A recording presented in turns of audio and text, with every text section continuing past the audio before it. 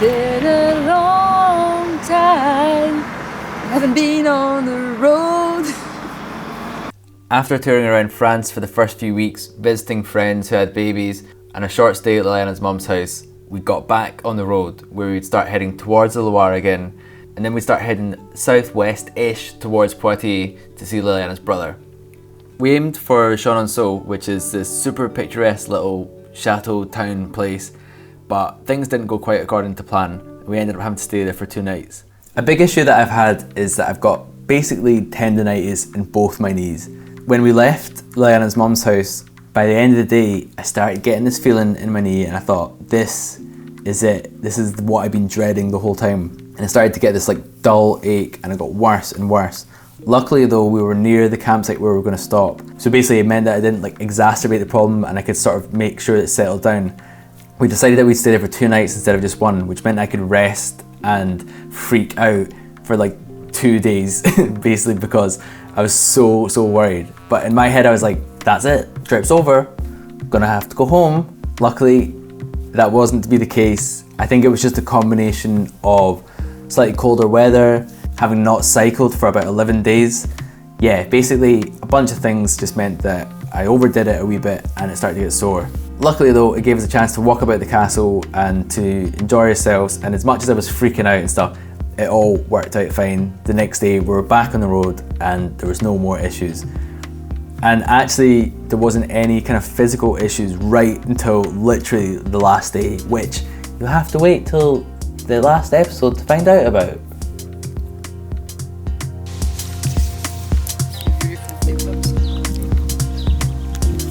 I actually really enjoyed the day. We spent most of the day reading and then we went for a walk towards the castle, which is one of the most super special, super picturesque castles in France.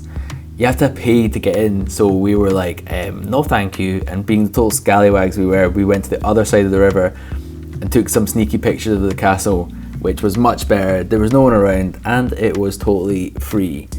After that we went back to the campsite and cooked a delicious meal of courgette pasta, which is probably one of the main staples of our trip, at least at this point in France.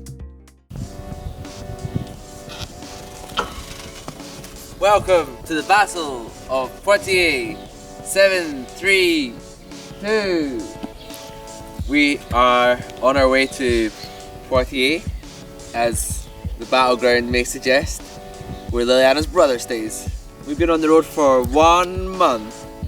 I haven't done as many videos because we spent like a week and a half at Liliana's mum's house. But now we are fit, well, not really fit, but ready to get back on the road and go to Poitiers, and then we're gonna go south. As you can see, the weather's great. I basically have my eyes closed because it's so bright and I can't see anything. I've been trying to read these plaques with information about the battle, of which I've retained almost no information. So that's all I have to say for now. We arrived at Liliana's brother's place and stayed with his family for a nice evening barbecue. It was great to catch up with him, and it also gave me a chance just to relax as Lily got to spend some time with her brother and her nieces and nephews.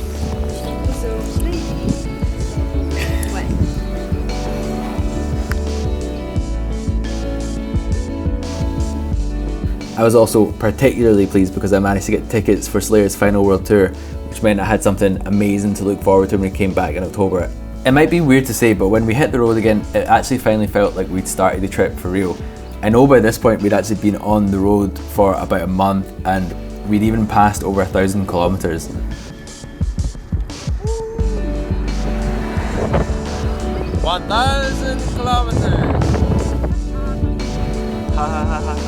But because we'd had so many obligations to go and meet people, not to sound like it was something I didn't want to do, it just was something that we had to do.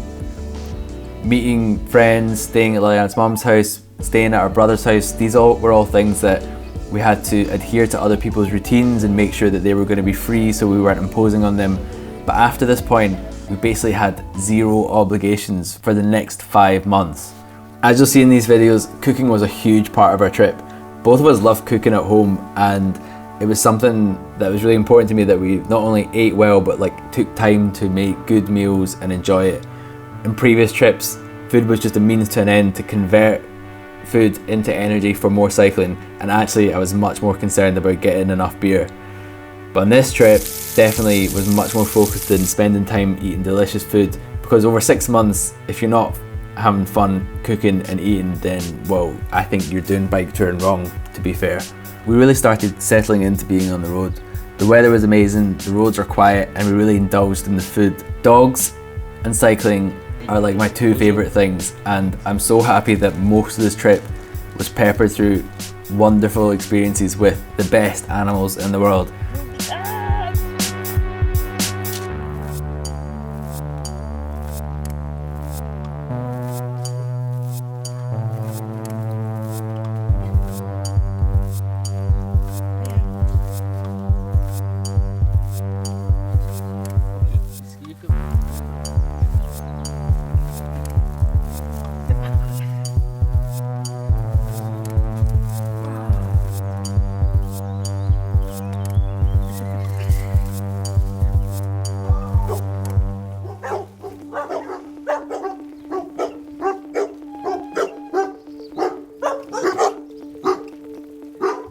What really started to excite me as well was that the terrain started to change as we went further south. We got into much more hills and valleys, the routes were so much more fun to ride. As much as going uphill can be difficult, going down it is so sweet, and big heavy touring bikes you can pick up some amount of speed. We're on a farm near Payac and Duez. Oh fuck, I don't know where the fuck we are. We're in the south of France, and it's been very nice hot weather. We're quite hilly, so we're probably doing like less distance per day. We're working a lot more. We've arrived now in this little farm campsite. It's pretty out of the way, but it was the only thing around. But luckily they got a big table. So at the moment I'm preparing a chickpea curry to regenerate all the energy we need for cycling again tomorrow. We're still snaking our way towards Rocamadour, where we'll have a day off and maybe go to like a restaurant or something. Wow. Yeah, but I'd say that we've been eating really well. I used to eat like cold spaghetti hoops out of a can when I cycled with Johnny, and I feel like that was okay when I was like in my early 20s, but now I enjoy the good stuff. So a gourmet meal most nights. But yeah, I'm excited about cycling tomorrow. Are you, Liliana? Oh yeah.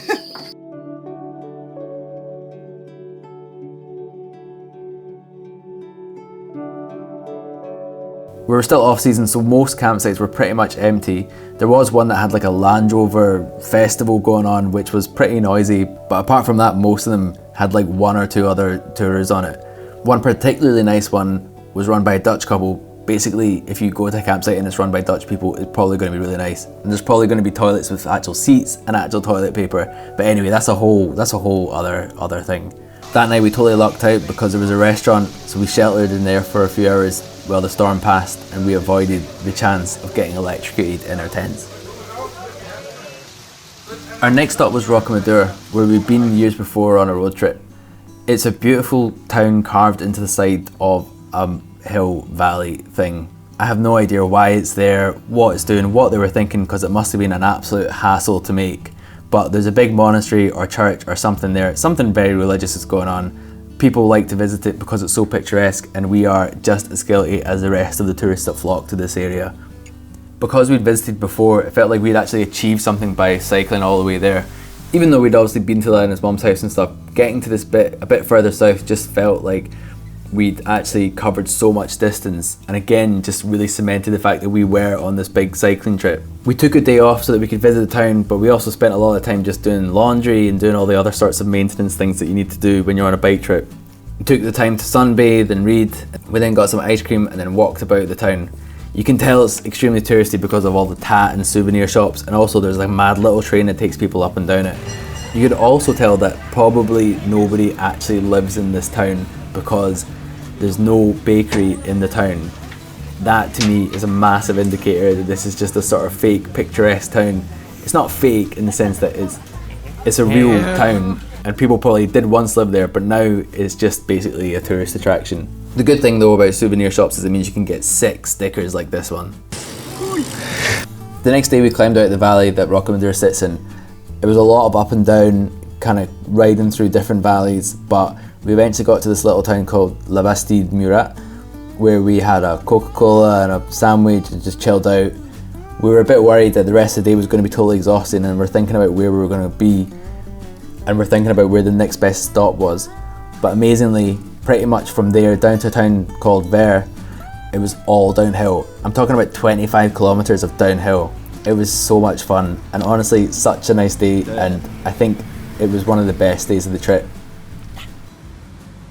One really weird thing that happened when we came off this 25 kilometer downhill extravaganza was we got to this bridge. It was really scenic. We were taking some photos and stuff, and there was this guy who was like hitchhiking extremely badly. I think he had this like crappy wee sign. The sign doesn't really matter, but basically he was standing in a place where nobody could actually stop, and he kept holding it up in a very sort of like, ooh, like, and a car would just drive straight past him, and he sort of kept looking at us being like, oh, no one stopped, oh. And we were just like, what is this guy doing? And then he was just like, oh, like hitchhiking, am I right? Hey. But then we were sort of standing there watching him like, what is this guy doing? And he kept sort of pretending to hitchhike. He just kept like taking selfies and being like, oh, like, I'm hitchhiking. Anyway, just thought it was really weird. We joined the Loire River, which is full of picturesque towns, and it's really fun to ride it from the bit we started at because it was pretty much downhill. It has loads of tunnels where it's obligatory to scream as you go through them, and then we decided to camp at Saint Cirq Lapopie, which is another beautiful town, but also, in my opinion, totally dead because it's just there for people to visit and tourists and stuff. We climbed to the top of the town for a sunset and then found a bar for a late night beer before stumbling back to the campsite in the pitch dark.